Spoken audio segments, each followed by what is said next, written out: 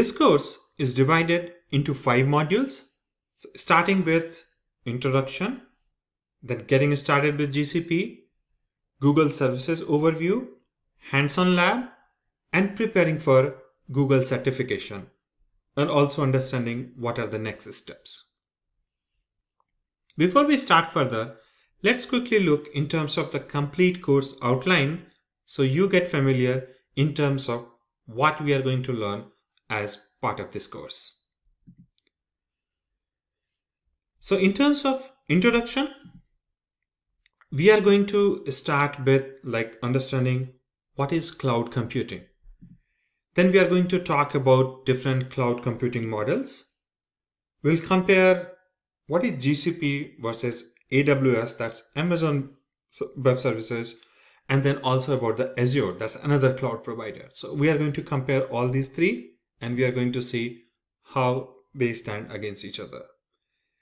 And then in the last part of this introduction module, we are going to talk about GCP subscription and how are you going to do your hands-on lab. In the module 2, that's focused on getting started with GCP. So we'll start in terms of talking about Cloud Console. So Cloud Console is going to be your gateway in terms of learning GCP. So we'll talk about that. We'll also talk about one of the very key concept in Google Cloud that's called projects. So what are Google Cloud projects? So we'll talk about that. We'll talk about Google services. So what are the different Google services available in Google Console? We'll talk about roles and permission. So that involves understanding about identity and access management. So we'll understand that. And then we'll talk about a bunch of APIs and services. So Google provides a lot of machine learning APIs and services. So we'll understand about those as well. And then we will end this module by learning a very important tool that's going to be about Cloud Shell. So how you are going to use the Cloud Shell that is provided by Google as part of your subscription. In the next module, that's going to be Google Services Overview. We are going to look a bunch of Google services that's available as part of Google Cloud Platform. So we'll start with compute services. So compute services are one of the fundamental services provided by Google Cloud, and that will include understanding about the compute engine, app engine, cloud functions, and container engine. So container will be our focus as well as part of this course, because that's going to be one of very important compute service. Then we are going to look in terms of storage services and what are the key storage services available as part of GCP. So that will include cloud storage, also like buckets. Then we talk about Cloud SQL, Bigtable, Cloud Data Store, and Cloud Spanner. So if you're planning to build a global database-based service, Cloud Spanner can be one of the choices. So we'll talk about that. Then we are going to look in terms of big data services. So if you come from analytics or from a big data background like Hadoop and other kind of technology, so big data services are going to be very, very relevant for you. So we are going to talk about BigQuery, PubSub, Dataflow, Dataproc, and Data Lab. So these are some of the key and important big data services. Then in the next section, we are going to talk about networking. So what are the key things that we have in networking? So that include VPC. So that's like virtual private cloud, CDN. We'll talk about load balancing, cloud interconnect, and cloud DNS. And the next, we will learn about some of the machine learning services or AI services provided by GCP. And that will include a speech API, vision API, video API, and translation API. In the next module, that's going to be more like a practical or demo session. We are going to get started with some of our hands-on that we will do. And that will include like creating an instance or virtual machine, creating a bucket, uploading a file, downloading a file. All those things we'll talk when we'll talk about creating bucket. And then we will also learn one of the very important big data services that we call BigQuery. So we'll see a quick demo of BigQuery and how you can do your machine learning directly on top of BigQuery. So that's going to be a very interesting demo that we'll see. And we will end this course by quickly talking about what's next. So once you get familiar with Google Cloud, I'm sure you will be pretty much curious in terms of taking the next step in terms of mastering Google Cloud. So that's where we are going to talk about certification. So we'll talk about how to prepare for Google Cloud Associate Cloud Engineer, how to prepare for Google Cloud Architect exam, or how to prepare for Data Engineering exam. There are a couple of other certifications as well as part of Google Cloud Platform, and this course will help you to get started on any of those certifications that you are targeting to do. So with this, see you guys in the next module. Thank you. Okay, so now we have seen some technical terms and landscape of our codes. Let's just spend some time understanding what cloud computing is, why we need it, what has changed so much in last few years that everyone nowadays talks about cloud computing. We will try to understand what problem cloud technology try to solve. Going back in terms of cloud, it has its roots back in the start of internet. And if you look the definition of cloud computing, it's about on-demand availability of computer system resources, especially data storage and computing power, without direct active management by the user. The term is generally used to describe data center available to many users over the internet. However, cloud is not just about storing data. It's about compute. It's about artificial intelligence. It's about machine learning. It's like a whole bunch of computing services done over internet. And we will see this as we go deeper into Google Cloud, that there are different kind of concepts got introduced. So it's not just about servers and the data. Nowadays we have concept of serverless computing. So we'll see about that. Now, if we see the history of cloud, like how it evolves. So as we can see here, right, the concept of cloud, right, goes back in times of like when mainframe time sharing was there. So 1960, when people used to share that, like, you know, you have allocated times and that's the way it used to happen that time. Then the project ARPANET came, and then in 1970 when virtualization got introduced, so that's where like you had a one resource which can be shared. Then in 1997, Professor Ramanath introduced the term cloud computing. So that's where the term got coined. 1999, Salesforce got launched. And then the breakthrough, it came in 2006 when Amazon launched EC2 machines or AWS services and S3. That was about the bucket, simple storage service. And from there onwards, the journey is exponential. And if we talk about 2020, it's like kind of $1 billion market that cloud has created. And now not only AWS, we have Google, we have Azure, we have Oracle, and there are many cloud vendors that's there. So now that was in terms of like history of cloud, how it came. However, if we try to look in terms of the journey of cloud, or what has changed in terms of the consumer, how do we need these computing power?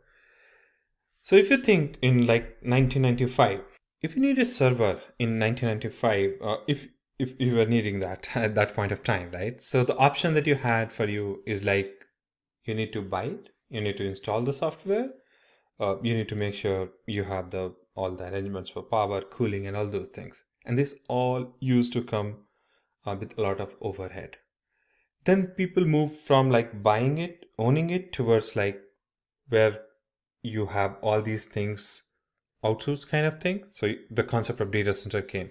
So where you get all these infra support like power, cooling. However, you need to upfront commit for that, like what computing, what storage you needed, and someone will make it available for you. Then in 2006, with AWS, it all changed. So from upfront investment, upfront commitment, it became on demand. So you hit an API and you get your machine provision, you get your storage attached. So that changed the whole thing. And if you talk about 2020, it's like you have different options, like different computing models available. So now you have IaaS, that's like infra as a service, PaaS, platform as a service, software as a service. So all these has changed the way we need the computing power, the way we need the infra, and it's like kind of redefining the whole thing. So in our next module, we will go more deeper in terms of what IaaS, PaaS, and SaaS are. So with this, let's wrap up this session and see you guys in the next module. Thank you. Hi, welcome back. Now that we understand the cloud computing and journey of cloud, now let's try to look what are different cloud computing models are. And we'll start with IaaS, that's like infrastructure as a service. So IaaS, this is going to be the most basic category of cloud computing service. In IaaS, you rent the IT infra that includes servers, virtual machine, storage, networks, operating systems from a cloud provider, and you pay as you go basis. So if you look in terms of Google Cloud, the example will be Google Compute Engine, where you create a virtual machine, you create an instance, and you start using that. Another popular model that we have, computing model that we have in cloud is PaaS, that is platform as a service. So in this case, in platform as a service, cloud computing services that you need will be supply kind of an on-demand environment for you, and that will help you to develop, test, and manage your software application.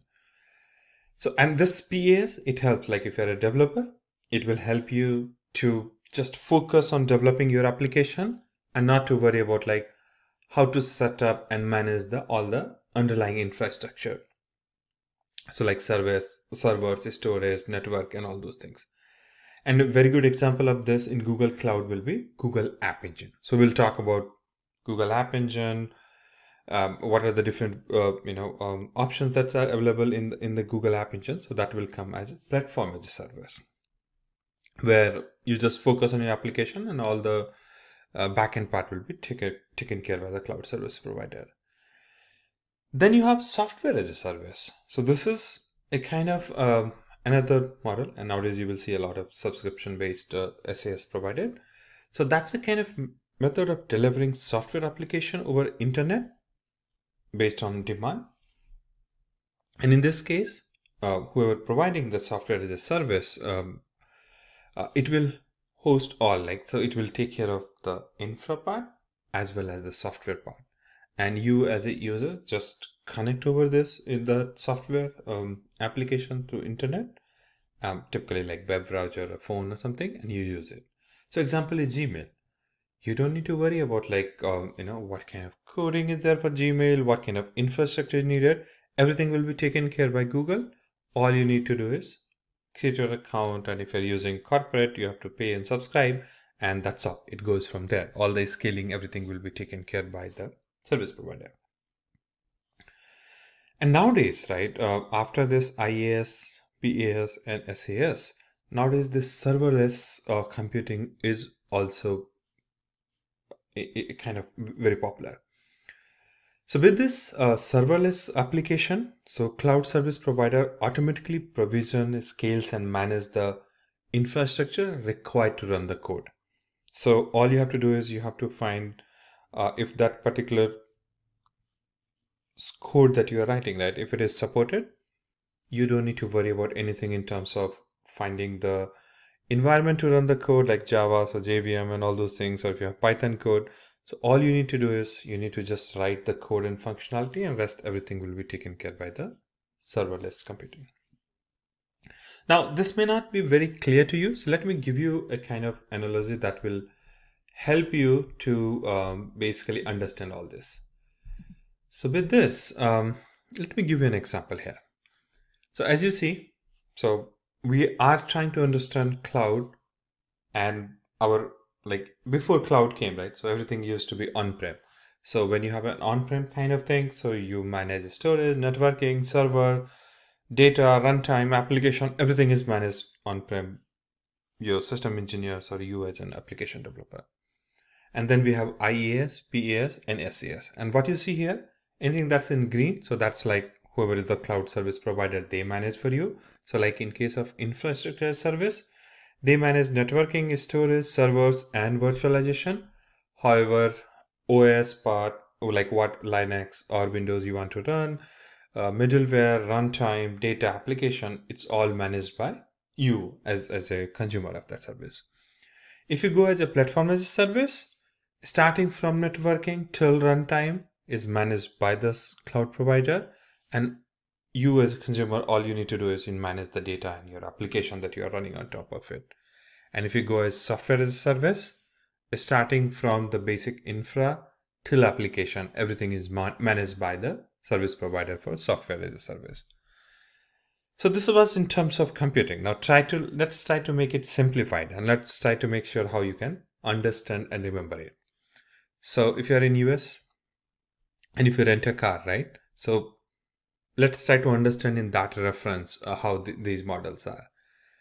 So first thing is on-prem. So like if you own a car, you go and you buy a car. So that's like you own everything there. So it's just like, you are responsible for its maintenance, upgrade and everything. And if you need to upgrade, you need to buy a new car. So all those overhead is there. In case of infrastructure service, so that's an example of like when you lease the car from like enterprise or somewhere, right? So when you lease a car, you choose like what kind of car you want, drive it wherever you want to go. So how much CPU you need, how much memory you need. So all those things it comes like, so you can select that in case of infrastructure. So similarly, what model you want to go for, what color and all, you can select that. Want an upgrade? Just use a different car. So you need more machine, more computing, go and sign up for another instance in terms of compute. So that's like example of leasing car is like example of infra as a service. Now platform as a service. So it's like you taking Uber or Lyft, right? So you don't drive the taxi yourself. However, you tell the driver where you need to go, and he need to make sure there is a gas in that. It has all the rule books followed. Everything is there. You sit, relax in the back seat, and you go. So in case of platform as a service, runtime and everything is managed by the provider. Then you have SaaS. So that is like software as a service. So think of like going by bus. Like if you're going to city and you have the connecting bus. So you have defined routes for that. And you share that ride with other passenger, and all you need to do is buy the ticket. You have limited options, but you go to a destination. So all the features are controlled by that particular route that you are taking. So that's another easier example to relate it. So you have IaaS, PaaS, and SaaS in terms of different models that we have. Thank you. And with this, we will wrap up this lecture, and I will see you guys in the next session. Thank you. Hi, welcome back. Now that you have learned about different computing models like infrastructure as a service, platform as a service, software as a service, in this module, we are going to learn how the different cloud vendors offer these services and what are the advantages from these different cloud vendors like Google Cloud, AWS, and Microsoft Azure. If you look in terms of the trend, at this point, companies all over the world are migrating their infrastructure to cloud. And the whole cloud computing market is growing more than like 18% a year. And there are predictions that by 2023, it will be around a 600 billion market. And that's going to be huge. Now, seeing this trend, it's no longer a question whether to opt for cloud computing or not. However, the question that will come in front of you, or the question that you need to answer, is which cloud platform to go for. Each cloud vendor has its own advantages and disadvantages, and the choice of a cloud vendor will mainly depend on your business need and up to some extent pricing and the services that you would like to consume.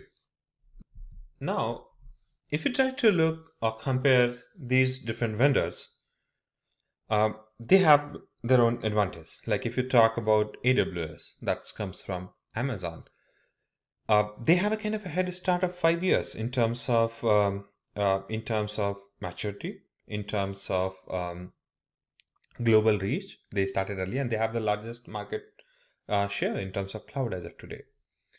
However, if you talk in terms of growth rate, it's like 100% growth rate when it comes to Google Cloud, and like Google is getting wider adoption. Now, if you talk in terms of integration, like with on-prem or open source and like existing Microsoft tools, Azure has advantage. So Azure is, as you know, right, Microsoft is used by many organizations. So if you try to easily integrate, the winner will be Azure. So it depends what's your preference, what's your ecosystem, and how would like to integrate, what are your considerations for pricing.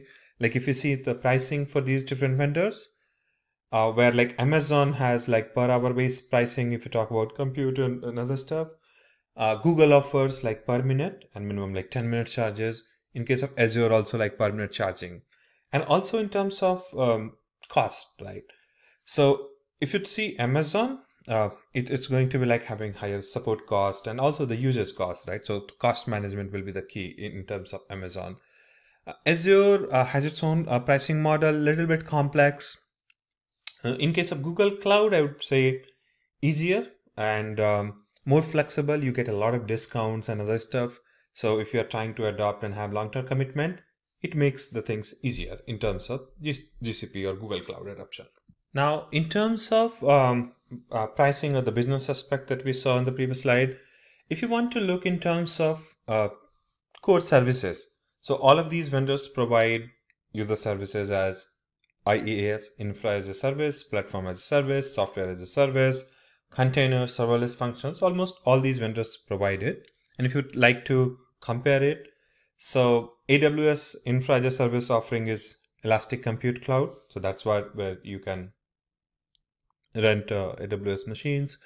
Azure also has virtual machine concept. GCP calls it a little different. It's called as Compute Engine. So it's that is a GCP offering as infra as a service. Similar way, GCP offers platform as a service. So that's Google App Engine. So where you don't need to worry about the infrastructure. You write your code, and as long as it's compatible with App Engine support, Google will take care of all the infrastructure that it needs. In terms of Azure, it also has app services and cloud services. AWS offered as AWS Elastic Minister. In terms of container, all these three vendors as of today support containers. So Amazon has Elastic Compute Cloud Container Service. Azure also has AKS, Azure Kubernetes Services. However, in GCP, which originally came up with this whole Kubernetes to manage containers, and it also offers as a service. So in GCP, you can use Google Kubernetes Engine, as well as you can have your own, like you can get in virtual machines and you can build your own Kubernetes cluster on top of it. So that's offering from in GCP as well. In terms of serverless, all these vendors have offering for this one. And as I said, this is the future, like where you will see more and more serverless computing that's getting used. So Google has Google Cloud Function, Azure has Azure Function, and AWS has Lambda. So overall, in terms of advantage, Google Cloud has very fast adoption and easier in compared to AWS and Azure. In terms of pricing, as I said, if you are looking for a lot of discounts and long-term use, Google offers very reasonable pricing. So as an enterprise, you can take advantage of that. In terms of network speed, so this is like one of the things. Google has its own infrastructure across the world, and it has its own private backbone. So you can have a lot of your In fact, all of your traffic can be routed just using the Google network, and you don't need to use the public internet at all. So that's there, and you get pretty fast speed there as well. And if you your use case or the business use case is more focused on machine learning, of course you will have advantage in Google, because Google offers a lot of machine learning services and easier integration.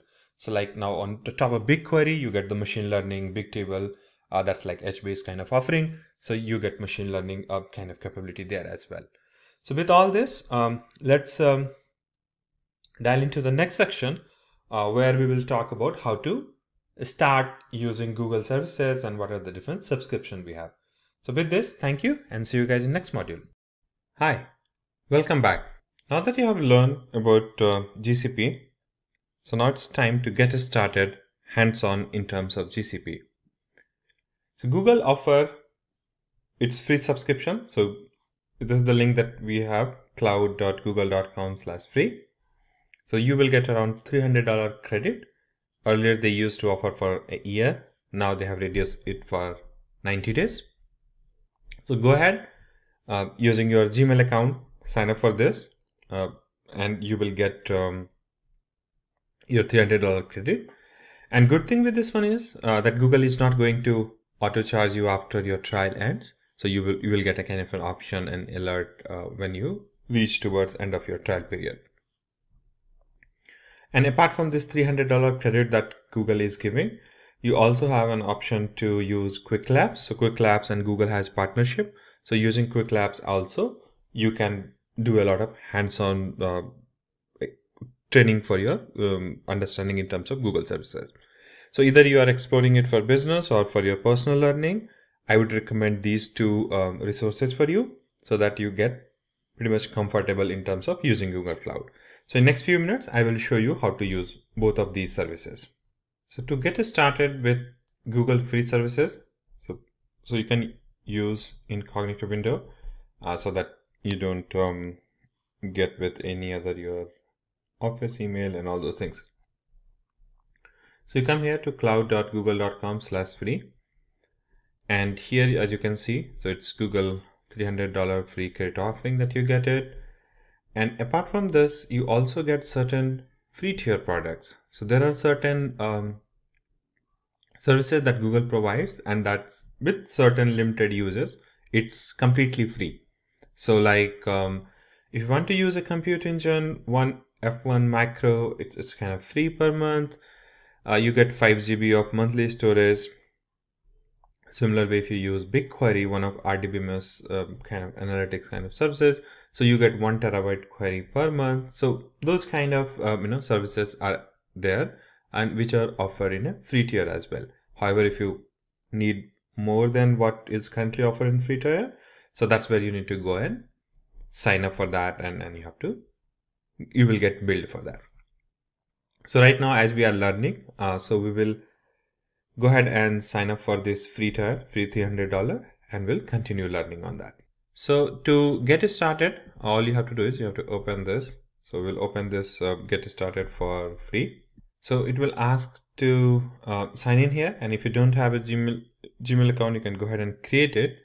Otherwise, if you have a Gmail account, you can give it. It will ask you some of the billing information in terms of credit card and all those things. So just go ahead and fill it. And if you get any question, you get stuck, feel free to leave me a comment. I will help you to get the sign up.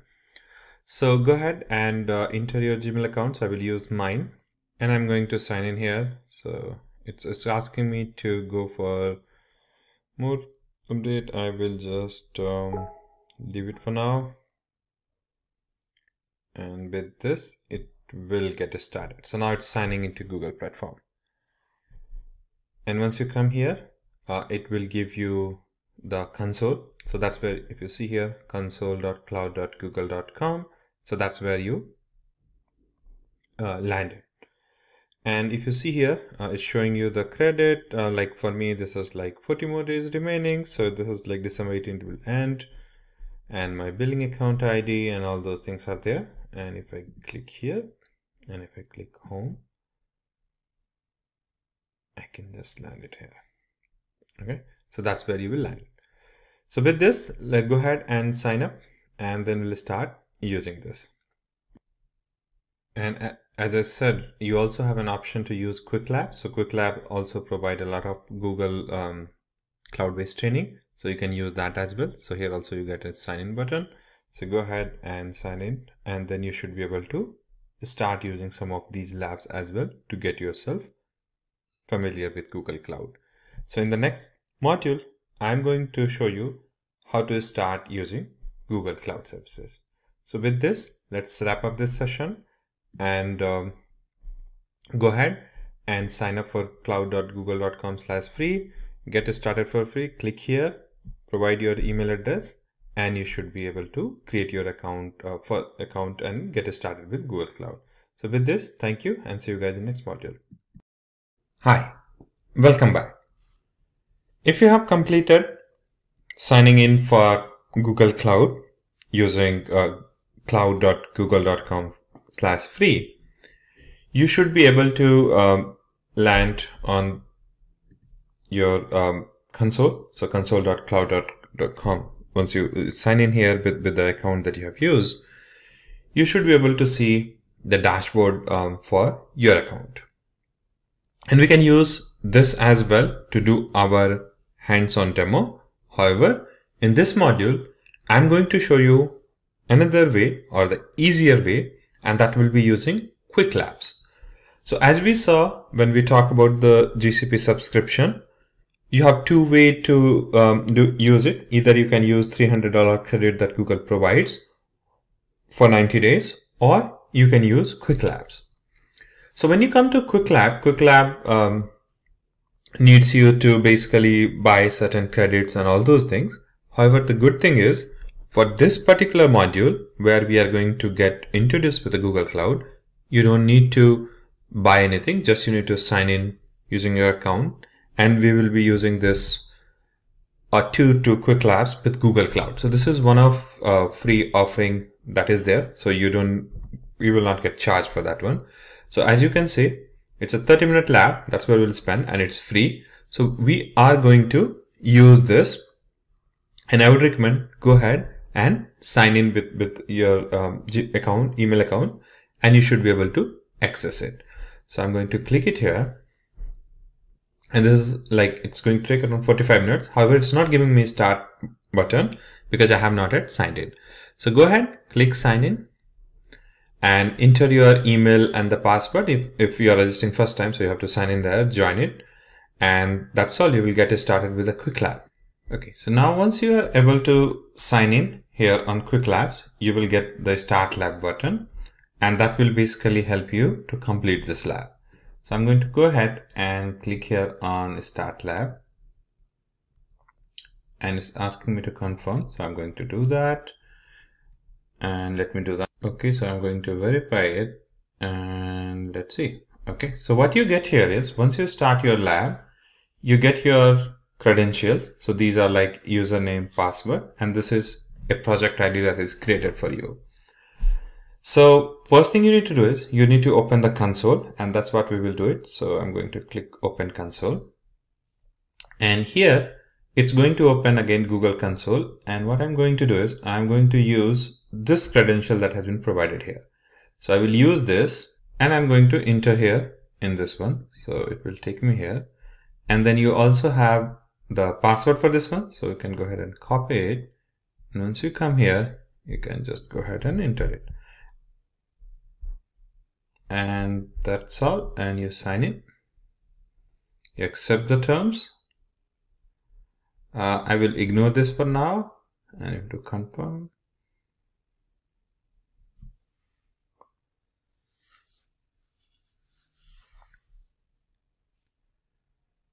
Perfect. So this is where you will land it to this particular free lab. So you don't need to buy anything, and I can just say I agree and continue. So you get pretty much same console that you got it with your free account. However, this is for limited time, the 45 minutes, and it's free. So you can do it as many times as you want. So no worry about that. So the same console, what we saw with your account. So now with the using Quick Lab accounts, you also land here on the console of G Cloud. So we'll go ahead and see. You get almost all the services here: compute, storage, networking, and all the different tools. So we have access to all the same console here. So both way you are getting here. Now in this case, we will continue our next lab where we'll see what is project and how to access it. So with this, let's go ahead, sign in here, and see you guys in next module. Thank you. Hi, welcome back. So now, once you have access to the console, the next thing what we will do is we will learn about one of the basic thing about Google Cloud, and that's going to be Google Cloud Project. So project is your organizing entity in terms of all your Google Cloud resources. So it's Google Cloud Project, under which you will find all your virtual machine, databases, network, and any of the services that you are using. Everything is going to be part of your Google Cloud Project. Now here in this case, when you created your quick lab, it created a default project here. So that's what you see here, the project ID. Your project can also have more meaningful name. So that's what the project name, and it also has a uniquely identified number. So that's going to be a project number. Now, how do you know which project you are in? So one is like you see this info here. Also, there is a drop down here. So once you come here on this top bar, you will see here the project. So currently we are using, or we are under this project.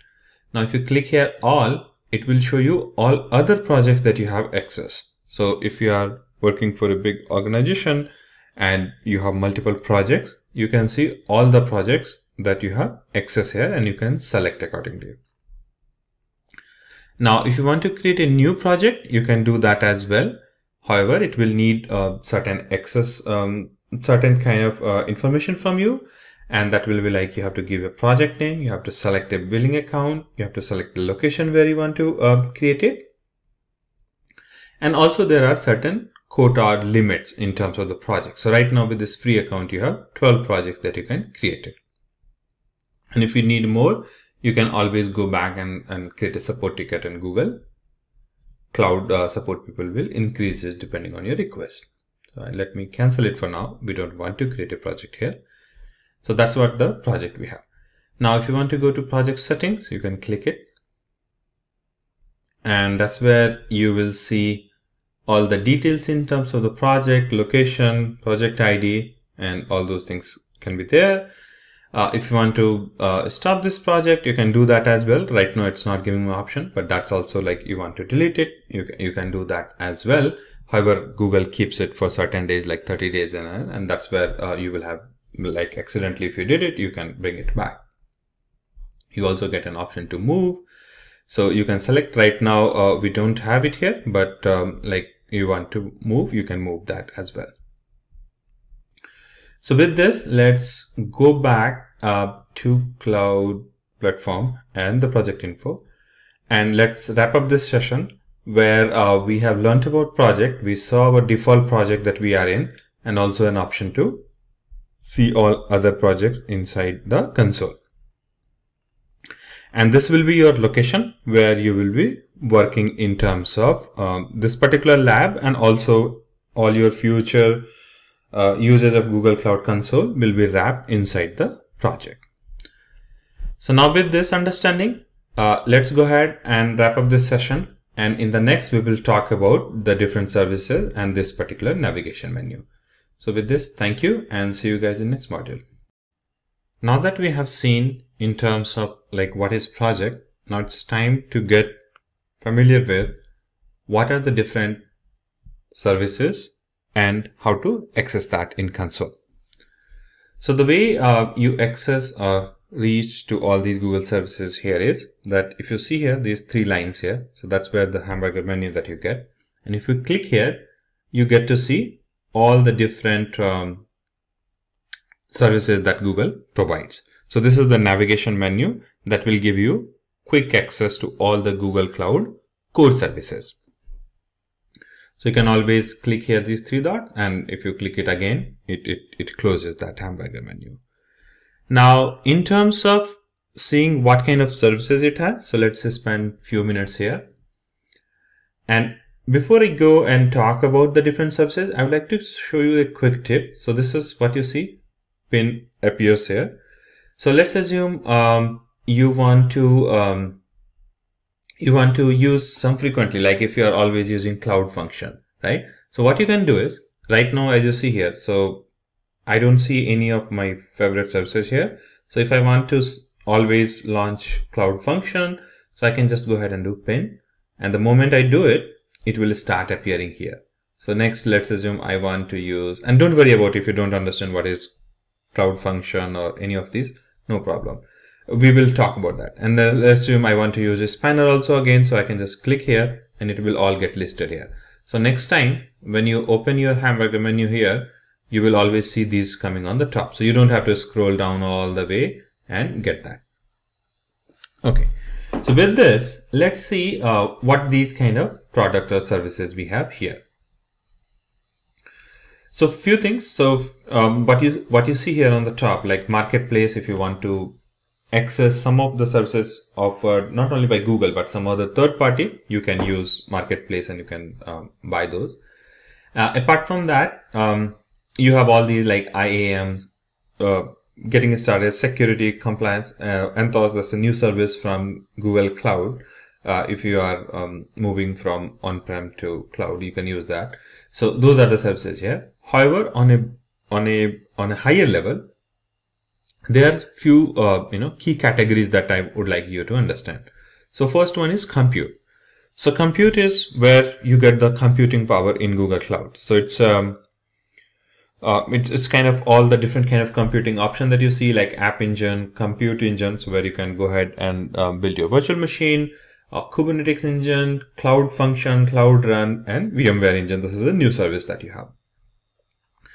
Then if you see in the cloud, so cloud offers three things: compute, storage, and networking. So next is storage. So what are the storage options you have here? So you have file store, you have storage that's like GCP bucket that we are talking, and data transfer API. If you are moving your data from on-prem or from AWS and all, you can use data transfer APIs. Then you have your databases. So that's where you will store. So most of these applications, they need some database. So you have like Bigtable, Data Store. That's more like a document database that you have, Firestore that you have, and Google is like kind of consolidating these two.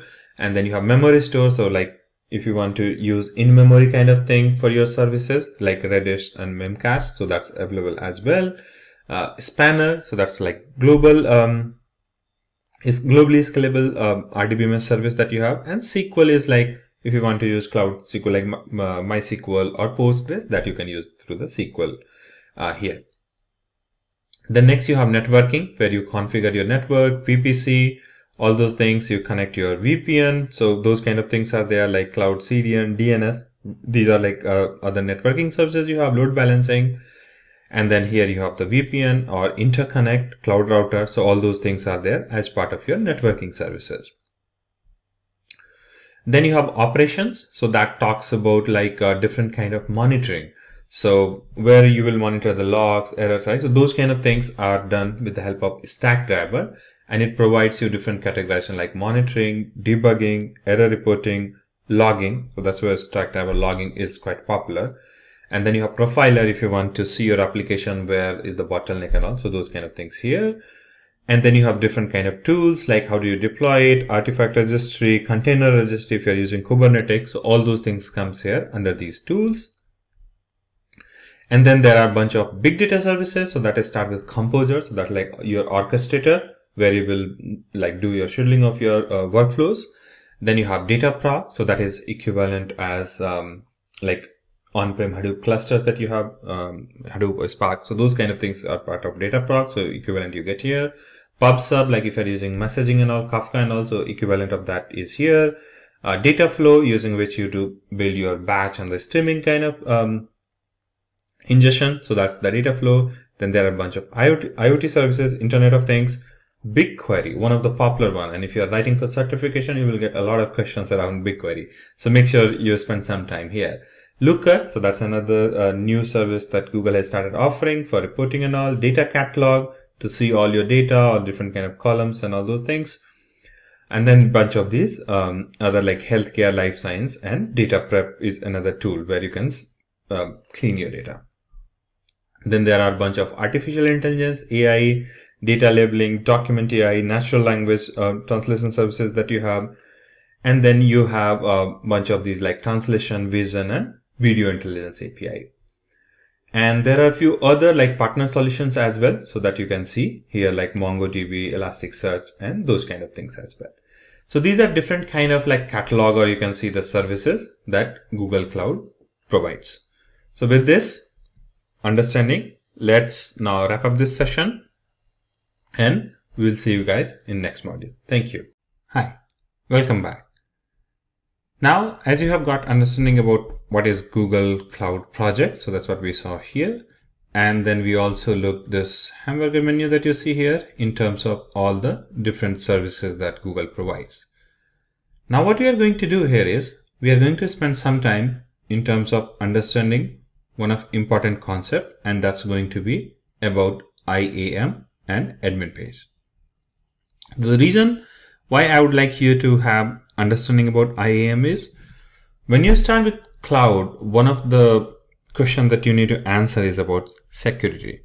And this is the IAM, identity and access management, which allow you to control who can access what resources. So that's where you control it with the help of IAM. So let me click here. So once you come here, you get IAM, and then in IAM, I have clicked this particular thing. So you will land to this particular page. So here you can see who are the people who have access. So right now, we are just seeing like few resources, but in case of your organization, you will have more people who will have access to GCP, and especially this particular project that we are looking. Then here you see members, here you see roles. So what are different kind of roles you have? And you can create your own custom roles and all those things you can do. And also you can add here. So that's where you need permission. Right now, this particular lab that we are doing, it doesn't have, but when we will do IAM labs, you can go ahead and play with that one. So that's about in terms of IAM. Now, what are different kind of rules that you should be aware? So you see a few rules here. So these are like primitive rules, I would say. That's what it is here. So let's just spend a few minutes to understand that. So if you go back to the tab where you started this particular lab, you will see a table here under this roles and permissions. And what I would like to make you understand is this one, the role name and the permission. So there are like three basic roles that you should be aware. So that is going to be owner, editor, and viewer. That's where the GCP started. Later they added more fine-grained roles in terms of IAM. So if you talk about owner role, so it's going to be the complete access that you will have. So you will have all the access that role like editor and viewer will have, and on top of that you will also have your billing access. So you can set up the billing so that you will get charged for that one. In case of editor, you have all kind of access that a viewer will have. However, you will also have access to modify the state, change the existing resource. However, you don't have access to billing until it is given like that. And then you have viewer role. So that is more like read-only actions. And most of the time you will see a lot of people will have those kind of roles. So that's just, you can see the resources. However, you don't have a kind of access to modify the state. So that's where the viewer role that you will have.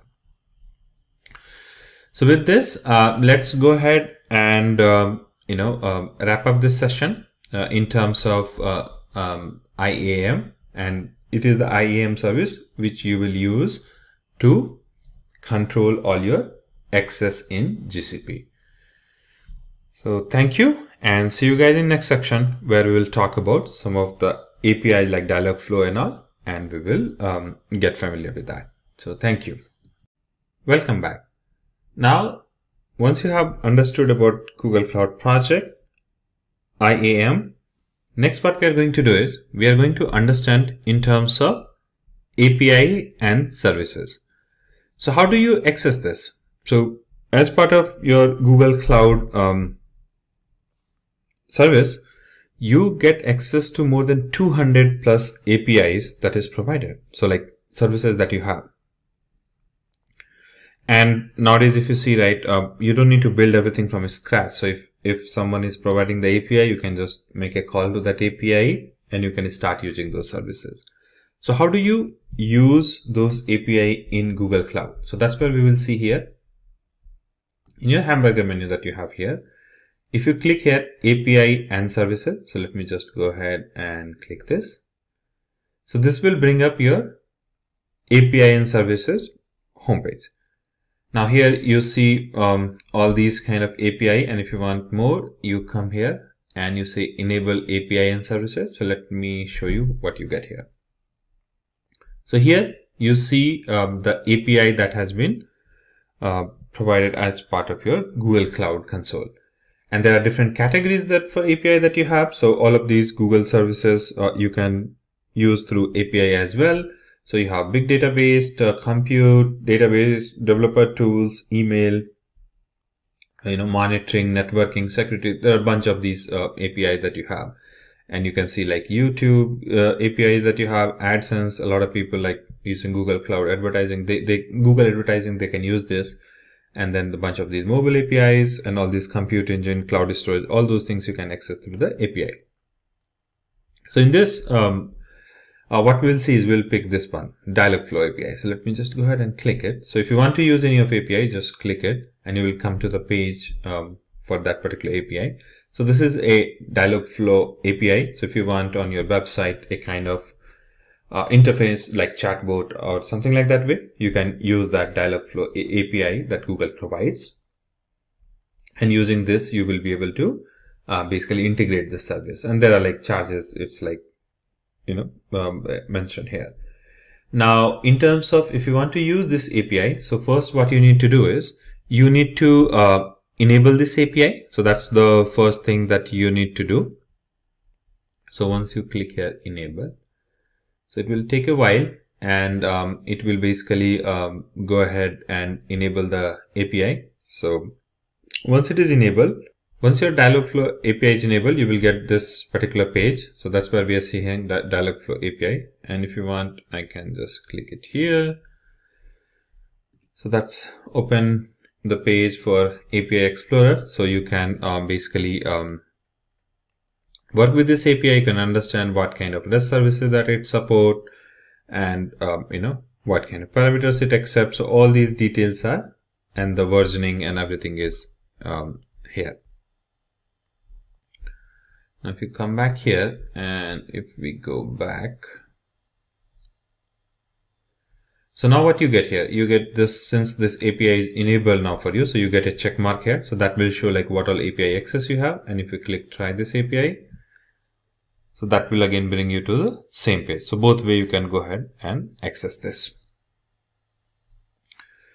So if I just go ahead and click it here, so it talks about, this particular structure that you have for API. Okay.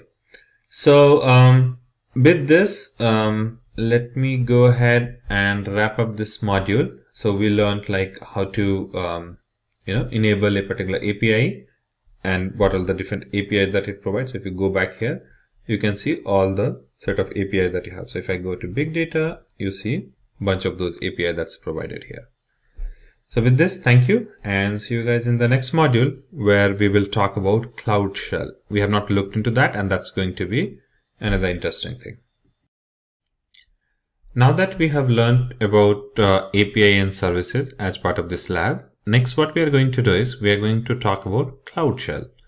So Cloud Shell is like if you come from Linux background, it's going to be very useful. You can use it and Google provides as part of your GCP access. It also provides Cloud Shell as part of your console access, where you can run all your shell commands. If you come from the Linux background, you should be familiar with what is shell. So how do you activate your Cloud Shell? So let me go back here. And if you are on home or anywhere, right, you will always see this section. So I'm going to click Activate Cloud Shell. And if I hit enter, so what it's going to do, it's going to give you access to a Linux shell in browser. In the browser itself, you will get access. So let me just drag it a little up here. And it will take a while, so I will pause this video. Okay, fantastic. It came quickly. So here is what you get your Cloud Shell. So using Cloud Shell, you can interact with the Google Cloud Services through Shell.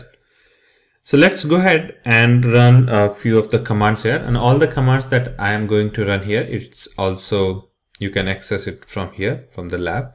So if I want to use this gcloud list, so I'm going to click here, and this is a copy button. So you copy it, and depending on your, like if you are on Windows, then do Control V. So it supports that. So I'm on Mac, so I'm going to do Command V, and I got it. So if I go ahead and click enter here, so it's asking to authorize. So let me go ahead and authorize it, and that's fine. So you get to see like which account. So I'm right now using this student account. So that's what I have it.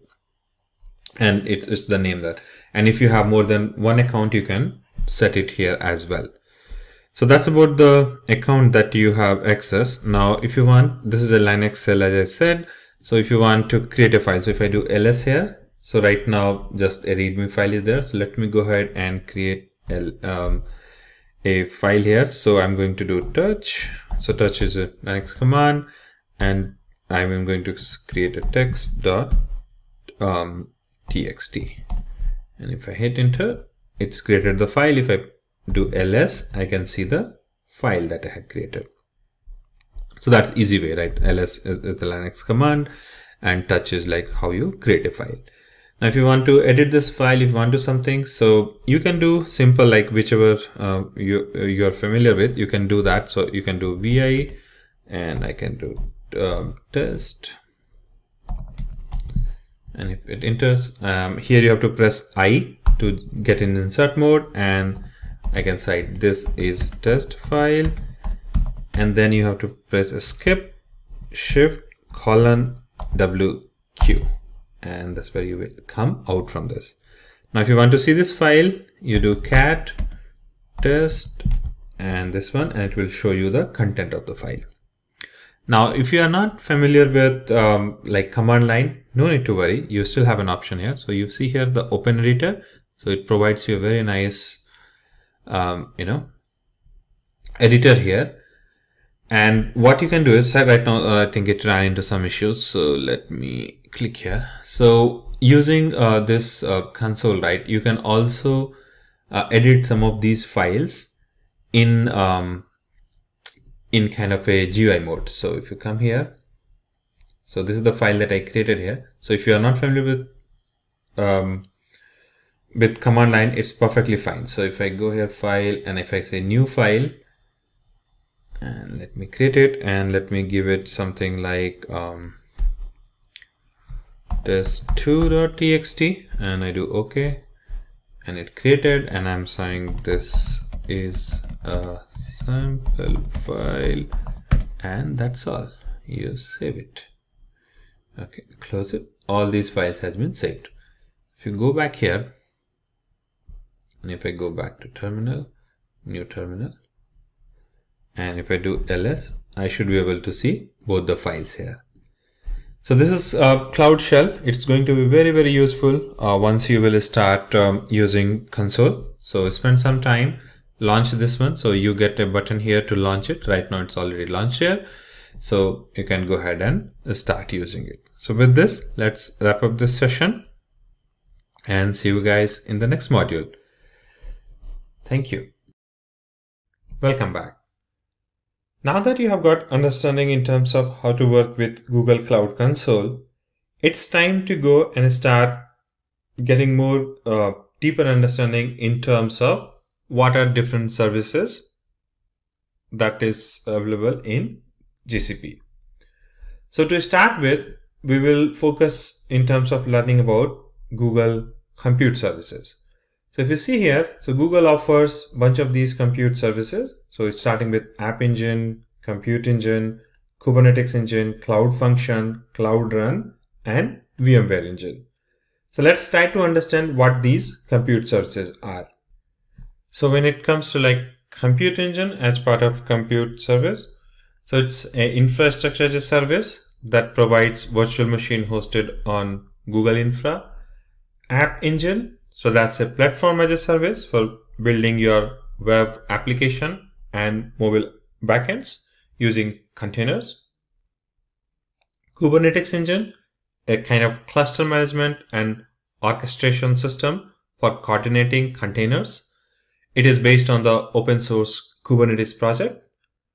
Cloud function, that's going to be a kind of an event-based asynchronous compute solution. So like if you want to react in terms of an event that occur and you don't want a server to be keep running for that. So in that case, you can use cloud function. So whenever that particular event will happen, Google will basically bring up the infrastructure that's needed and run it. So that will allow you to basically respond to cloud events without requiring a kind of a managed server or a runtime environment. Cloud Run, it's again to develop and deploy highly scalable containerized application on a fully managed serverless platform. And then you have VMware Engine, so that run your VMware workloads natively on Google Cloud. So now if you try to understand all this in a short and one line, let me share that with you. Here is what you have, one-liner about all these compute services. So if you want to say what is Cloud Run, so it's a serverless for containerized application. What is Cloud Function? Event-driven serverless function. What is Compute Engine? It's like something that provides you virtual machine, graphical processing unit, and all those things. Kubernetes Engine or GKE cluster. So this is Google managed Kubernetes containers. And then you also have an option in GCP where you can build your own Kubernetes cluster.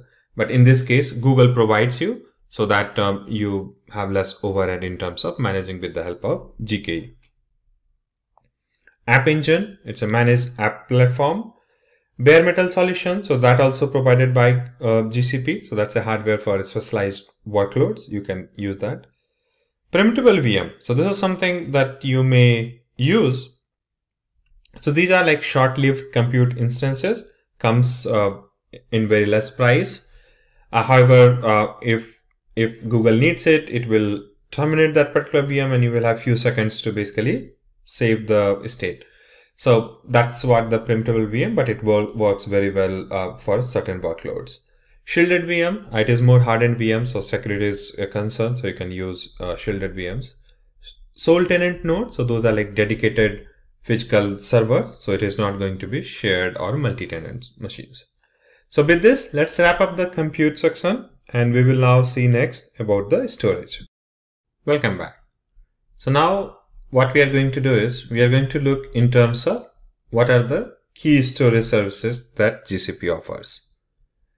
So here in storage, you can see you have file store, you have storage. So that's more like your object storage bucket. And then we have the data transfer. So that includes data transfer service in cloud, on-prem, as well as the transfer appliance if you are dealing with large volume of data. So you can use these Google provided transfer appliance to transfer your data to GCP. Now in terms of storage. So storage is a kind of object storage service. So offering a kind of a spectrum of storage options, including regional, nearline, cold line. So all these kind of different storage options you have. So when we say nearline, like if you have data that you're not using every day, so like if you need once a month, you can store it nearline, and that's going to be cheaper than compared to regional storage that you will have. Then you have cold line. So sometimes you have to store data for audit or for legal purposes. So in that case, you're not going to access the data very frequently, like every month or every 2 months. So in that case, you can use cold line storage. So that has much better pricing options for you. And you can store large volume of data there on the Google buckets. So that's going to be cold line for data access less than once a year. Then you have file store. So this is again going to be a fully managed network attached storage system for your compute engine or GK instance. So if you want to store some file storage, you can use that. Then we have data transfer as we talked. So it's like online transfer services. So if you have some data on AWS and you want to transfer to Google Cloud using data transfer, you can do it. If you have like Teradata or something, and if you want to transfer your Teradata data warehouse data to BigQuery or GCP. So using this transfer services, you can do that. And then also it comes like transfer appliance. So like if you want to transfer your whole data warehouse, like entire data to BigQuery, you can use this transfer appliance to capture the your on-prem data and ship it to GCP. Now, apart from these storage that we saw, GCP also offers certain database-based storage systems. So that includes Bigtable, Data Store, File Store, Memory Store, Spanner, and SQL. So let's try to look all of these in one go. So here is quick one-liner in terms of storage. So what is Cloud File Store? So that's going to be your managed network files system. Cloud storage, so multi-class, multi-region object storage. So that's what it is going to be, cloud storage. So when you say object storage, you store something as a full object. So it's not like a file storage where you can go and edit a file. So either you write the whole file, you read the whole file. It's no selective, read and update on that one. Persistent disk, block storage for virtual machine, you need it. Local SSD, so VM locally attached SSD, you can do it and you can get better performance. In terms of database, you have a Cloud Bigtable. So that's a petabyte scale, low latency, non-relational database you have. Cloud Firestore, serverless, NoSQL document database. So if you're developing your microservice and all, so that's where you need document database.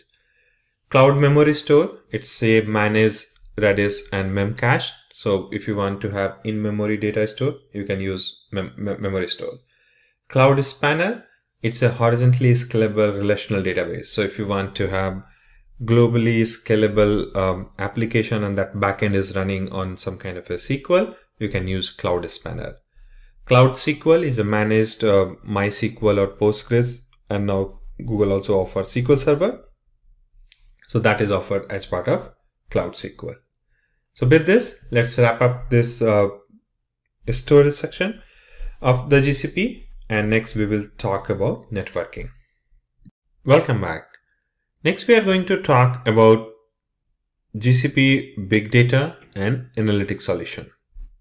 So if you come here in your GCP console, and if you come little further here, you will see Big Data, and you can see the bunch of services that it has as part of Big Data. So that includes Composer. So that is your orchestrator, Dataproc. So that's equivalent of your Hadoop and Spark cluster. You can do it here.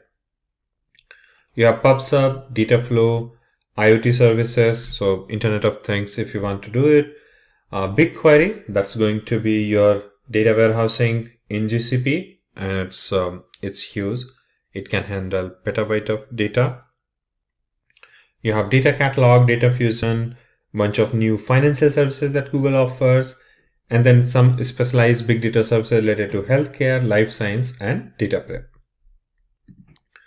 So let's look some of this, data and analytics services. So we have BigQuery. So that's going to be your data warehouse and analytics solution. You have BigQuery BI engine. So that's in-memory analytics engine. So if you use some on-prem in-memory services, you can use that.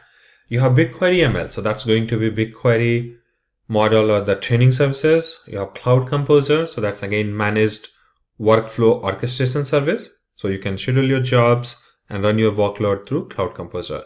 So that's based on Cloud Apache Airflow. Cloud Data Fusion. So graphically managed data pipelines. So if you want to build your data pipelines, you can do it through the Cloud Data Fusion. Dataflow is streaming and batch data processing. So both kind of data processing you can do, stream and batch through the Cloud Dataflow. Data Prep is a visual data wrangling tool. So if you are a data scientist or if you want to prepare data, you can work with Data Prep. You have Dataproc, that's a managed Spark and Hadoop. So forget the days when you have to spend a lot of time managing your Hadoop or Spark cluster. Now with one click, you can basically build your Dataproc cluster in GCP and you are good to go in terms of running your Hadoop or Spark workload. Then you have Cloud PubSub. So that's global real-time messaging. So if you're using Kafka or such kind of messaging system, the solution that you get in cloud is Google PubSub. Data catalog, so that's again a metadata management service, very useful for data steward or someone who wants to look more in terms of what kind of data it is on GCP. You can do that with the help of data catalog. Data studio, again a data exploration and dashboarding tool, very convenient to use. Easily you can build your dashboard and all and reports. Looker, so that's a newly integrated one. So this is the enterprise BI and analytics solution you have. So these are important data and big data and analytics solution that Google offers, and this is one of the strongest offering from Google in terms of when it comes in terms of scale or in terms of performance. So feel free to explore it as per your business use case that you are working on. So with this, let's wrap up this section. And next we are going to talk about a few of the machine learning services. Welcome back. Now next what we are going to do is we are going to talk about networking.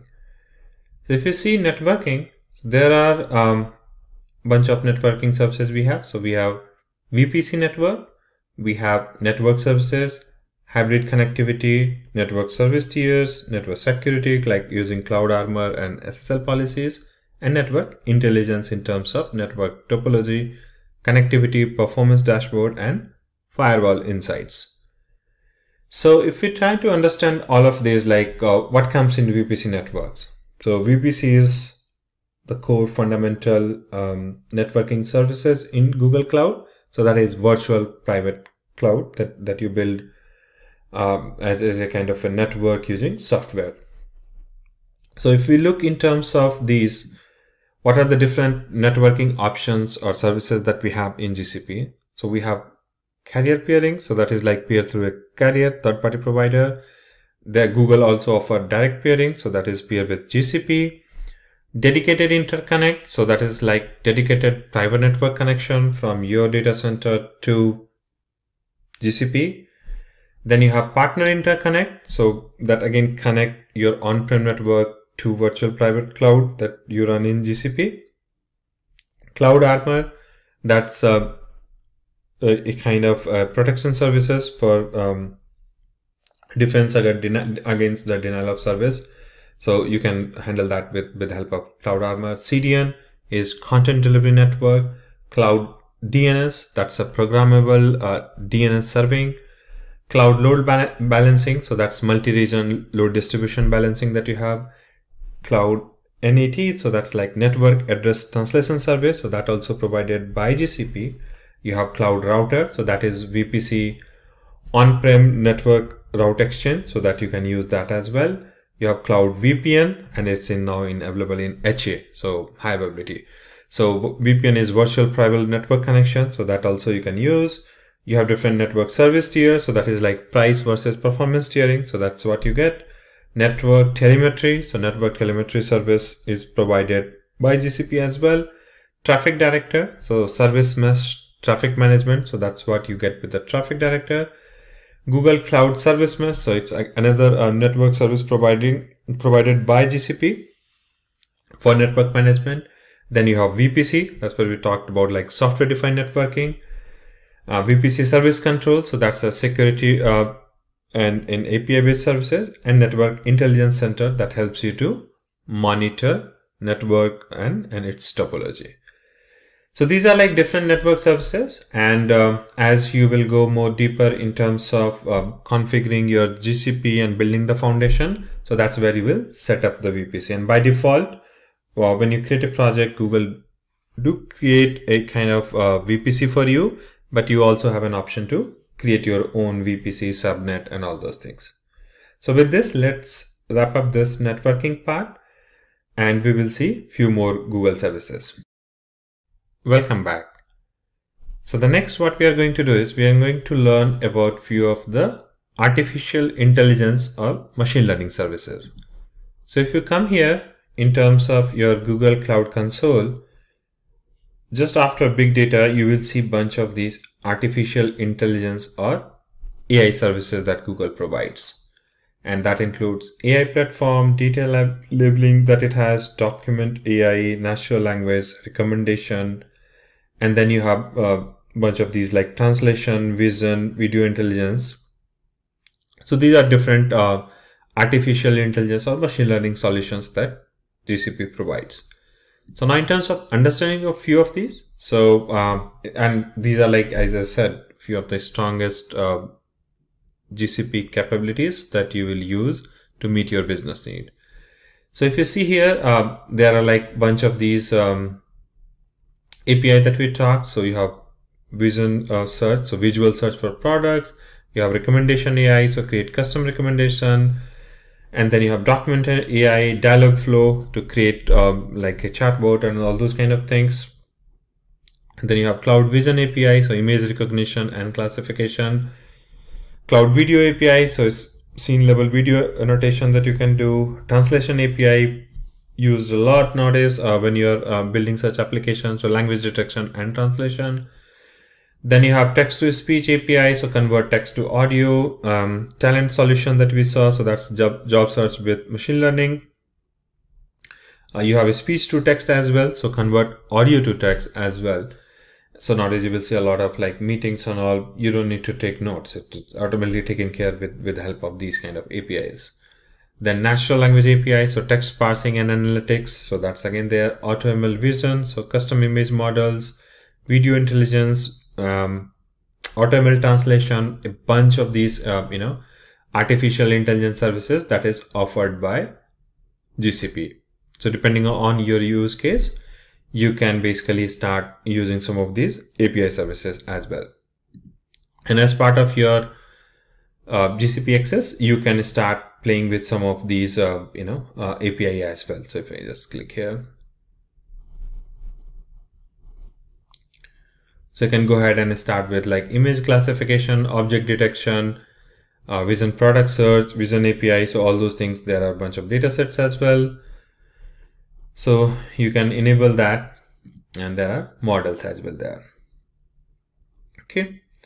So with this, let's wrap up this session of overview of like AI and the different machine learning services that is offered by Google Cloud. Welcome back. Apart from these big data and AI services that we saw, Google also offers a very good and powerful IoT service. So that is Internet of Things. So using this IoT core service, you can accelerate your business agility with IoT data.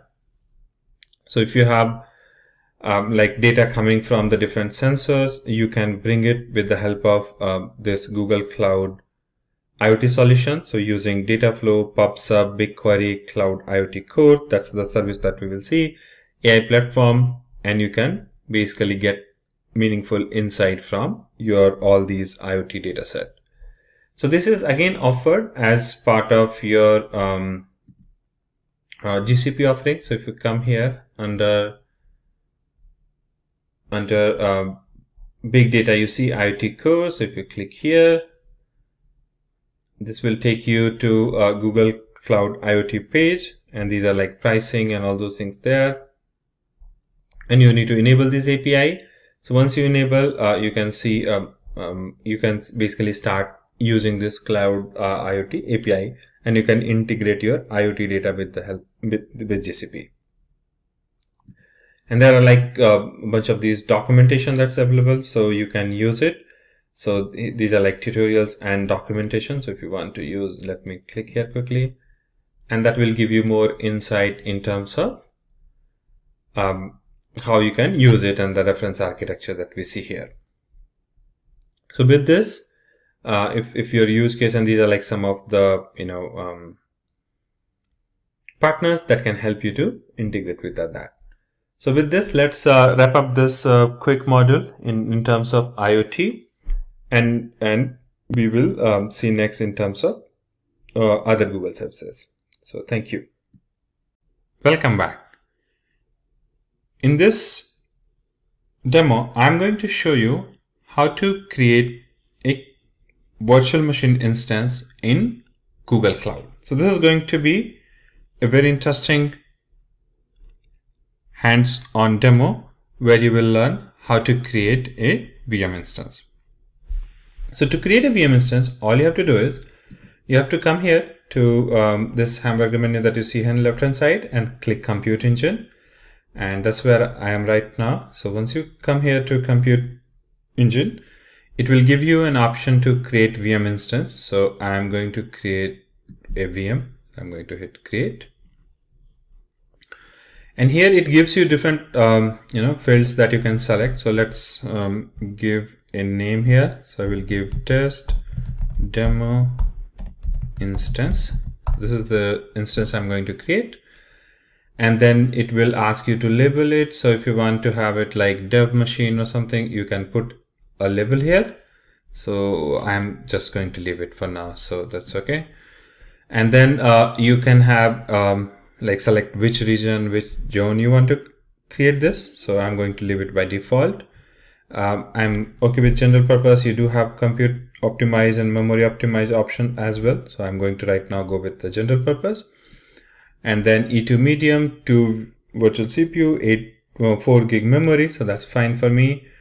And here it gives you an option to select the operating system. So if you try to change it, if I click here, you do get different option in terms of selecting the virtual machine and all those things. So right now I'm okay with a disk size of 10 GB. So that's fine. I'm just going to accept all these default. And then it will be like go from my free tier. So that's fine. And I'm going to hit create. Now, once you click create, it will take a while to basically create this particular virtual machine. So it will take a few minutes to get it provisioned for you. And you see here, this is a circle that's going on. So that's basically in the background, it's time and it's done. So you see the virtual machine that got created. So this is the external IP. You can access it. This is the internal IP that you can use it. And if you want to start, stop, all those things you can do it. So if you want to view the network details, you can see from here, right? So these are the details that about the network, like where it has got created. You have the service account associated with this one because we opted for that. Ingress and egress, like what are the incoming, outgoing traffic, route analysis, all those things you can do it. If we go back, and if you want to see this instance, like what are the logs, you can see that as well. So if there is any, right, so what all it did all those kind of logs, stack driver logs, you can see from here. And then if I go back here, and now one thing I would recommend, if you are using your free tier to do this hands-on demo, make sure once you are done with your lab, you delete that instance so that you don't get charged from your free credit. So this is just a quick demo. I wanted to show you how to create the virtual machine. So now it is done. Now if you want, you have a terminal, you can do SSH as well. So open in browser window. So you can SSH to this machine as well. So it will take a while. So let me pause here for a second. Perfect. So now I can, from this browser itself, I can go ahead and SSH this machine. So that's what you have. Cool. So with this, let's wrap up this session and let's go ahead and delete this virtual machine, else it will keep charging for me. So I'm just going to do delete. Once you delete, you basically get rid of everything related to this virtual machine and you will not be charged. So all the IP and all, you recreate, you have to get the new IP. So I'm going to delete it.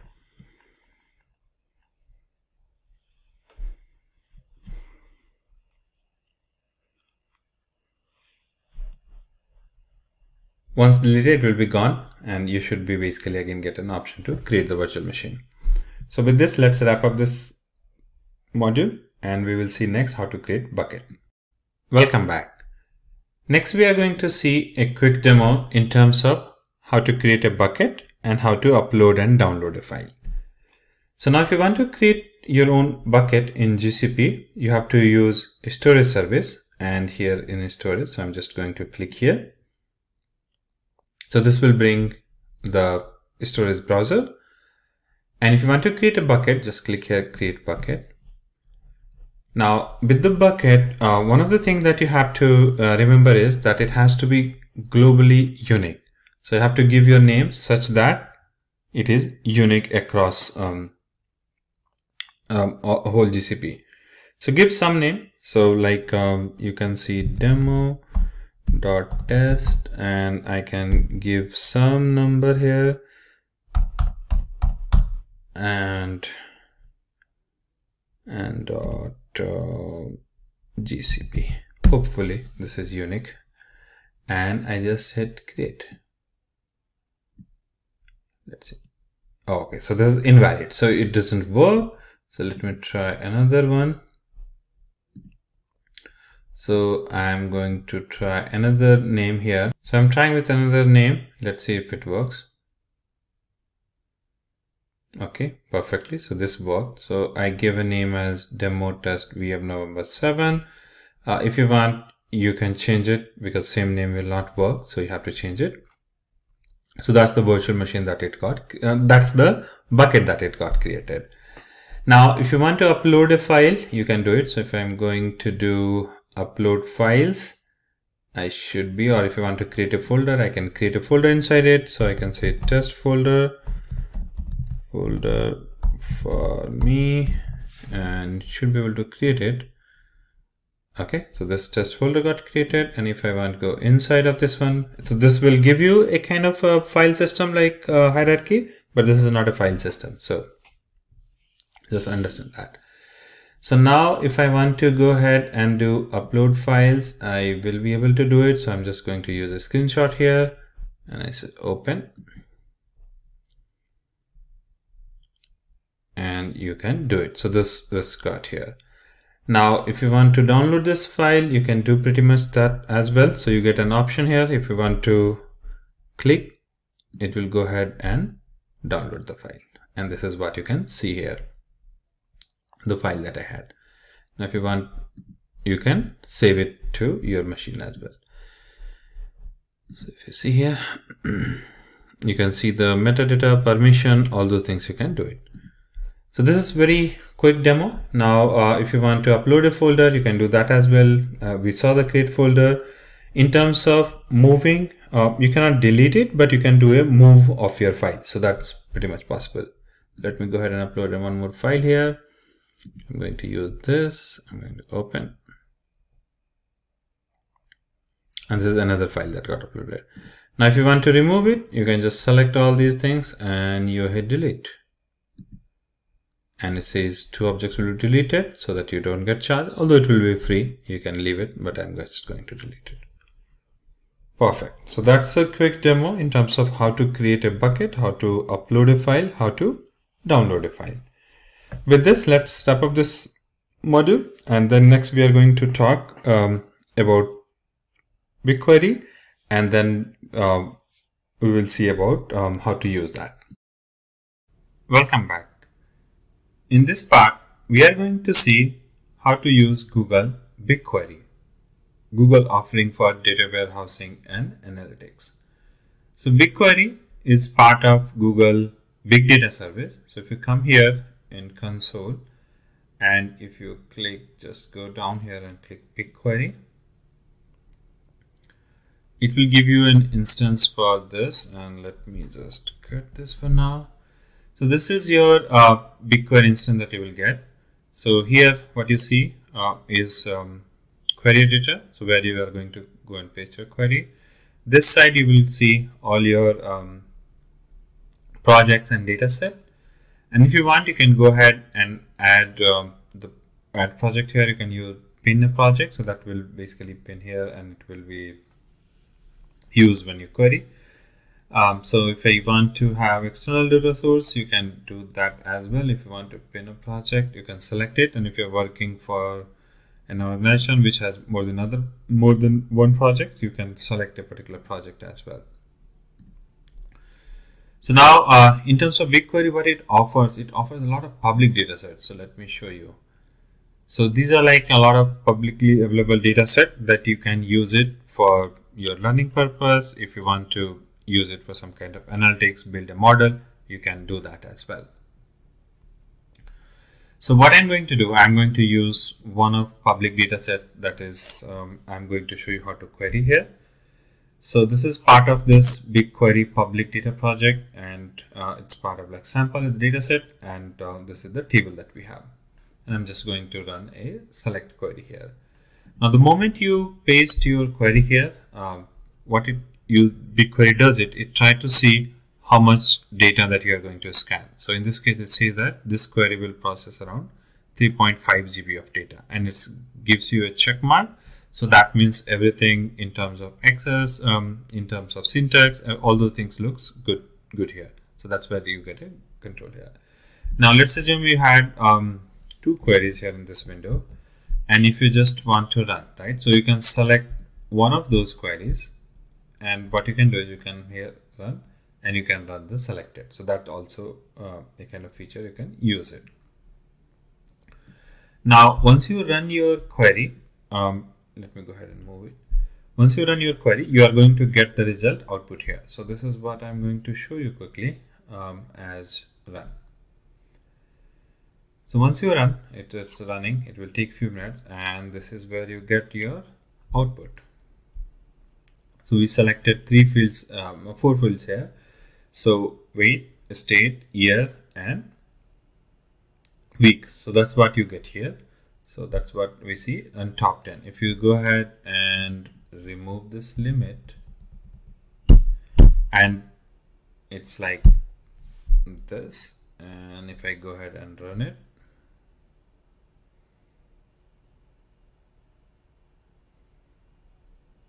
it will take a while, and then let's see.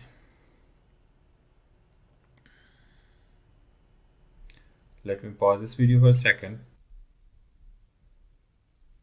Query is still running. Okay, so now it's completed, and here is what you see, all the records here. So it's not just top 10, but all the records that you have.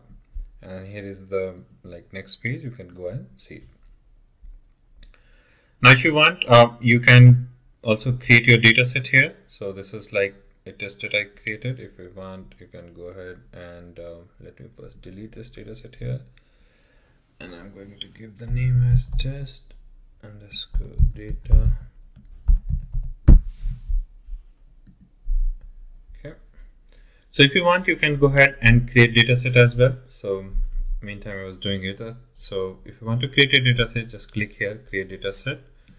And by default, it's going to be created in test project tab. So you select which project you want to do it. So I'm going to do again text data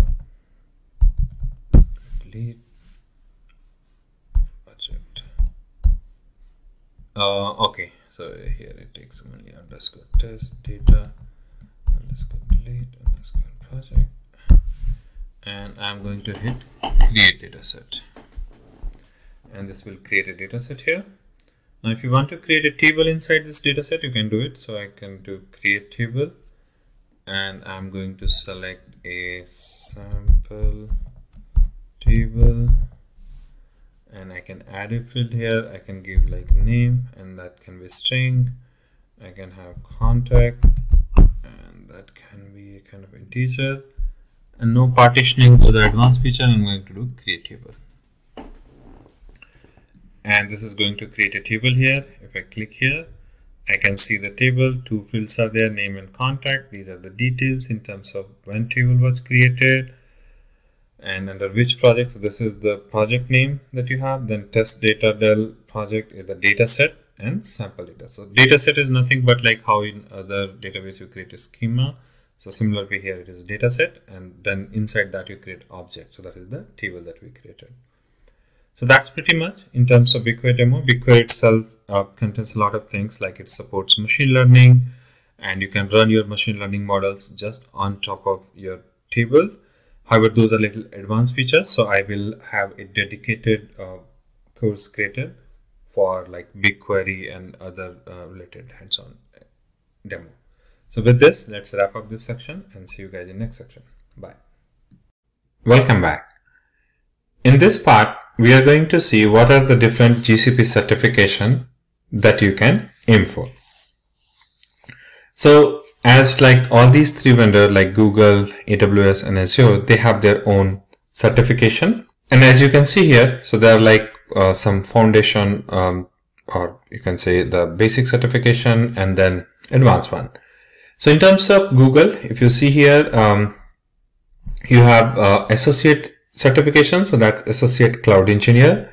And then you have a bunch of these professional certifications. So that includes cloud architect, data engineer, cloud developer, cloud network engineer, cloud security engineer. And apart from that, there are other professional certification as well. So those are for collaboration engineer and also for DevOps engineer. And there are a bunch of G Suite based certification as well. So depending on your job role and the kind of career that you want ahead, you can plan for that. The most popular one is like cloud architect. A lot of people are going for that. Data engineer, a lot of demand for that. Associate cloud engineer, the best certification that you can aim to start with if you are more in terms of like working on a cloud on day-to-day level basis. And then few advanced one is like network engineer and security engineer. So if your role and job functions relate to that. So in next video, I'm going to talk about how to prepare for this certification as well. So with this, let's wrap up this part and see you guys in the next video. Thank you. Welcome back. In this part, we are going to see about Associate Cloud Engineer certification. So this is one of the associate level certification that you can try for. So in terms of this, here is like you will get all the details related to certification. So that's cloud.google.com/certification. So if you click here, Associate Cloud Engineer. So this certification is going to test in terms of your understanding of setting up a cloud environment, planning and configuring a cloud solution, deploying and implementing a cloud solution, and successful operation and configuration. So this is going to be a 2-hour exam and you will have around 50 questions to answer. So that will include multiple choice and multiple select question. And you can take this in English, Japanese, Spanish, and Indonesian language. And there are like 2 options here. You can take online practice exam or you can go to a testing center, so on-site as well, and you can find a center near to you. So both the options are there. There is no prerequisite. However, if you have around 6 months of experience, that will be helpful. Now, in terms of preparing for this particular exam, so there is exam guide as well. So that will help you in terms of what you have to focus on. So these are different topics that you can go for. So like setting up cloud solution, planning and configuring, deploying and implementing a cloud solution, and then ensuring a successful operation of a cloud solution. And the last one is configuring access and security. So these are like 5 different modules that you can think of in terms of preparation. In terms of preparing for exam, there are different options that you can try. So one is like if you are a kind of avid reader, there is a Google documentation available as well, and then you can take online courses. You can do few practice tests, and with all this I will put some of these resources in description so you can use that. And with this you can prepare it. This is a little complex, but with few weeks of preparation and with some hands-on experience, you should be able to pass through. So with this, all the best for your preparation if you are aiming for Associate Cloud Engineer. And next I'm going to talk about Cloud Architect. With this, let's wrap up this part and see you guys in next module. Welcome back. In this, we are going to talk about Professional Cloud Architect certification. So this particular certification tests your ability to design and plan a cloud solution architecture, manage and provision cloud solution infra, design for security and compliance, analyze and optimize technical and business process, manage implementation of cloud architecture, ensure solution and operation reliability, that SRE and other things. So this is going to be a 2-hour certification exam. So it will cost you around $200 with taxes. and then you can take it in English and Japanese.